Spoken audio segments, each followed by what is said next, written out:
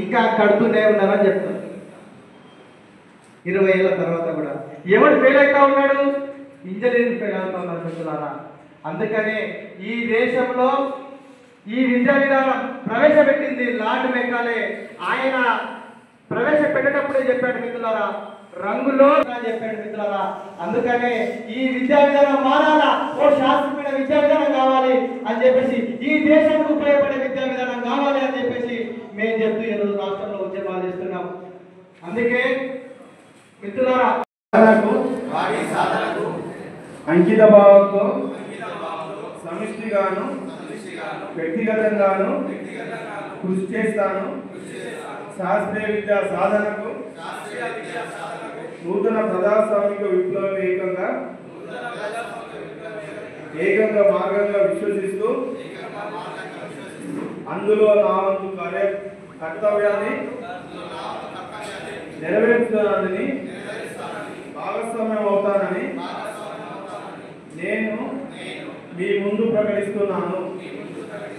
మన సంస్థ నియమ నిబంధనలకు కట్టుబడి సంస్థ ఆశయ స్ఫూర్తితో ముందుగా కొనసాగుతూ నాపై విశ్వాసం ఉంచి అప్పగించిన బాధ్యతలను శక్తి వంచన లేకుండా నెరవేర్చుతానని ప్రతిజ్ఞ చేస్తున్నా. ఆర్మూర్ డివిజన్ మహాసభ ధర్మలి పట్టణంలో నిర్వహించడం. ముఖ్యంగా ఇక్కడ అనేక విద్యారంగ సమస్యలను, అదేవిధంగా భవిష్యత్ కార్యాచరణ కూడా ఈరోజు ఈ మహాసభలు నిర్వహించుకోవడం జరిగింది. ముఖ్యంగా అధికారంలోకి వచ్చినటువంటి రేవంత్ రెడ్డి సర్కార్ మొత్తం కూడా ప్రభుత్వ విద్యను మొత్తం కూడా నిర్వీర్యం చేస్తున్నారు. ఏదైతే వాళ్ళ మేనిఫెస్టోలో ప్రకటించినటువంటి 15% నిధులు ఈరోజు ఎక్కడ కూడా కేటాయించడం లేదు. కేవలం విద్యకు 7% మాత్రమే నిధులు కేటాయించి ఈరోజు నెట్టుకొచ్చినటువంటి పరిస్థితి ఉన్నది. ఒకవైపు మౌలిక సదుపాయాలు లేక ఈరోజు విద్యార్థులు అనేక అవస్థలు ఈరోజు పడుతున్నటువంటి పరిస్థితి ఉన్నది. అదేవిధంగా స్కాలర్షిప్, ఫీజు రియంబర్స్మెంట్ ఈరోజు మొత్తం కూడా ఈరోజు విడుదల చేయకపోవడం వల్ల పేద మధ్యతరగతి విద్యార్థులు ఈరోజు ఉన్నత చదువుకు ఈరోజు దూరం అవుతున్నటువంటి పరిస్థితి ఉంది. కాబట్టి ఈ సమస్యలపైన పీడీఎస్ భవిష్యత్ కార్యాచరణ రూపొందించుకున్నది. ఈ సమస్యలు కూడా ఈరోజు ప్రభుత్వం పట్టించుకోకపోతే రాష్ట్ర వ్యాప్తంగా కూడా పెద్ద ఆందోళన కార్యక్రమాలు చేపడతామని సందర్భంగా మేము ఈ రాష్ట్ర ప్రభుత్వానికి ఈ మహాసభ ద్వారా మేము హెచ్చరిస్తున్నాం. దర్పల్లి మండల కేంద్రంలో పీడీఎస్ ఆర్మూర్ డివిజన్ మహాసభను ఏర్పాటు చేయడం జరిగింది. ఈరోజు ఈ రాష్ట్రంలో విద్యారంగం పూర్తిగా నిర్లక్ష్యానికి గురవుతూ ఉన్నది. గతం నుండి పాలకులు విద్యారంగాన్ని బడ్జెట్ కేటాయించకుండా నిర్వీర్యం చేస్తూ ఉన్నారు. విద్యారంగానికి తగిన బడ్జెట్ కేటాయించట్లేదు. రాష్ట్రంలో రేవంత్ రెడ్డి అధికారంలోకి వస్తే 15% నిధులు కేటాయిస్తున్నాడు. కేవలం 7.57% నిధులు మాత్రమే కేటాయిస్తూ ఉన్నాడు. ఇది కేవలం ఇప్పుడున్నటువంటి విద్యారంగానికి, టీచర్లకు, జీతభత్యాలకు ఉన్న నిర్వహణకు మాత్రమే సరిపోతుంది. కాబట్టి వెంటనే విద్యారంగానికి దాన్ని ఆర్మించినటువంటి 15% నిధులు కేటాయించాలని డిమాండ్ చేస్తున్నాం. మేము ఈ సందర్భంలో డిమాండ్ చేస్తూ ఉన్నాం.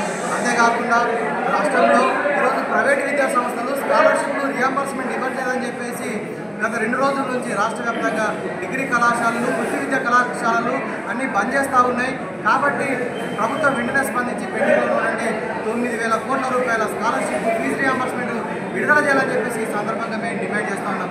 అంతేకాకుండా బెస్ట్ డెవలప్మెంట్ స్కీమ్ కింద ఉన్నటువంటి చదువుతున్న విద్యార్థులు కూడా భవిష్యత్ అంధకారం మొత్తం ఉన్నది. వెంటనే వాళ్ళకు కూడా పెండింగ్ ఉన్నటువంటి బడ్జెట్ కేటాయించాలని చెప్పేసి మేము డిమాండ్ చేస్తూ ఉన్నాం. అంతేకాకుండా ఈరోజు రాష్ట్రంలో ఫీజుల దోపిడీ పెరిగిపోతూ ఉన్నది. వెంటనే ఫీజులు నియంత్రించడానికి ప్రైవేట్ విద్యా సంస్థలలో, అట్లాగే యూనివర్సిటీలలో, అట్లాగే కళాశాలలో ఫీజుల దోపిడీ పెరిగిపోయింది. వాటిని నియంత్రించాలని చెప్పేసి అందుకు ఫీజుల నియంత్రణ చట్టం తీసుకొచ్చి అమలు చేయాలని చెప్పేసి రాష్ట్ర ప్రభుత్వాన్ని మేము డిమాండ్ చేస్తూ ఉన్నాం. అంతేకాకుండా విద్య మొత్తం ప్రైవేట్ శక్తుల్లోకి వ్యాపారమయమైపోతూ ఉన్నది. కాబట్టి అది అరికట్టి విద్య అంటే ప్రభుత్వం అందించాల్సిన బాధ్యత ఉందని చెప్పేసి ఈ సందర్భంగా గుర్తు చేస్తూ ఈ రకంగా విద్యారంగ సమస్యలపైన ఈ మహాసభలో చర్చించడం జరిగింది. ఈ మహాసభ సందర్భంగా రేపటి విద్యారంగ సమస్యలపైన ఉద్యమానికి శ్రీకారం చుట్టబోతున్నాం. కాబట్టి ఈ విద్యారంగ సమస్యలు వెంటనే పరిష్కరించాలని రేవంత్ రెడ్డి ప్రభుత్వాన్ని మేము డిమాండ్ చేస్తున్నాం. లేని రోజుల్లో భవిష్యత్తులో ఈ విద్యారంగ సమస్యల పరిష్కారం కోసం పీడీఎస్ పెద్ద ఎత్తున ఉద్యమాలు చేస్తారని ఈ సందర్భంగా హెచ్చరిస్తున్నాం. అధికారులు మీ సమస్యలు పట్టించుకోవట్లేదా? నెలల తరబడి మిమ్మల్ని ఇబ్బంది పెడుతున్నారా? మీ సమస్యకు ఎవరు స్పందించట్లేదా? సమస్య ఏదైనా ఎక్కడి నుంచైనా వెంటనే క్యూన్యూస్ కాల్ చేయండి. మీ తరఫున మేం బాధ్యత తీసుకుంటాం. కాల్ చేయాల్సిన ఫోన్ నెంబర్ 8499019921. పబ్లిక్ వాయిస్, సామాన్యుడి ప్రశ్నాస్త్రం. ప్రతి గురువారం ఉదయం 10 గంటలకు మీ క్యూన్యూస్ హెచ్డీలో నవంబర్ 6 నుంచి ప్రారంభం.